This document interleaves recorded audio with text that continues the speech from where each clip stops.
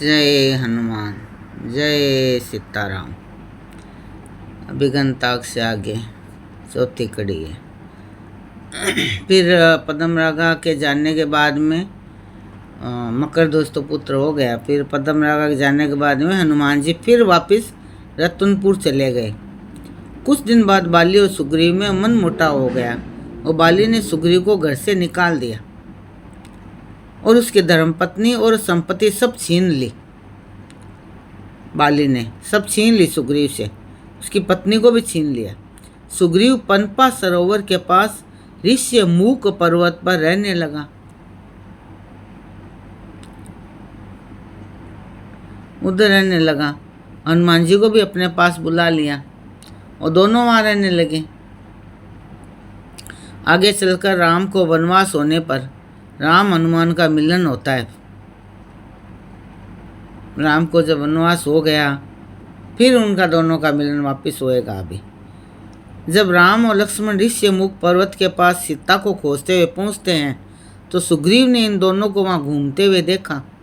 तो हनुमान जी पर्वत से उतरकर उनके पास आए तो राम हनुमान को पहचान नहीं पाए, क्योंकि हनुमान जी ने ब्राह्मण का वेश बनाया था। हनुमान जी ने ब्राह्मण का वेश बनाया था। ब्राह्मण का वेश मतलब बहुत ही विद्वान बन गए थे, बहुत विद्वान बन गए थे पढ़ लिख कर। अगस्त्य मुनि के आश्रम में वापस पढ़ने के लिए चले गए थे।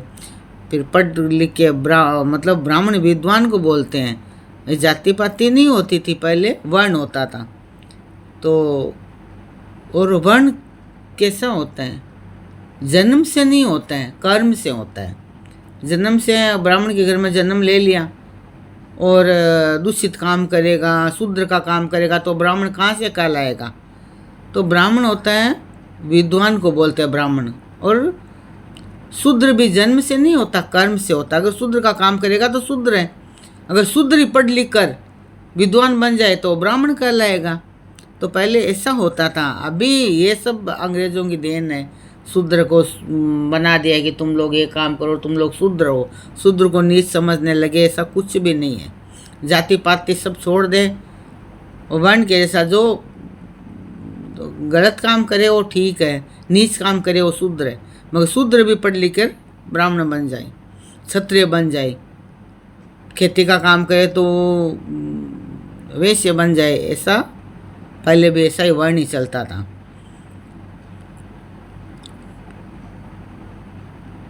तो ब्राह्मण का वेश में दिखाई दिया तो हनुमान जी को राम ने पहचाना नहीं।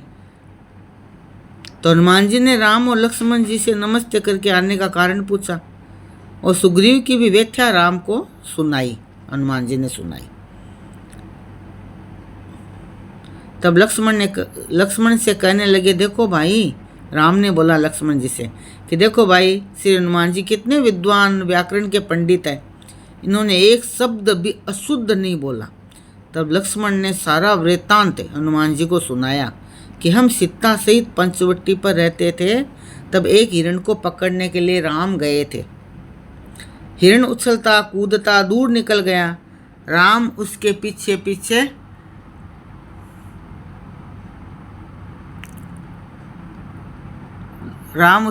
पीछे जाते समय लक्ष्मण जी को समझा गए थे, परंतु सीता ने कटु वचन लक्ष्मण को कह दिए, जिससे लक्ष्मण राम की रक्षा के लिए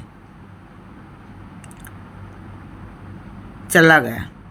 राम की रक्षा के लिए चला गया लक्ष्मण जी। और रावण मौका पाकर सीता को उठा ले गए अकेली को देखकर।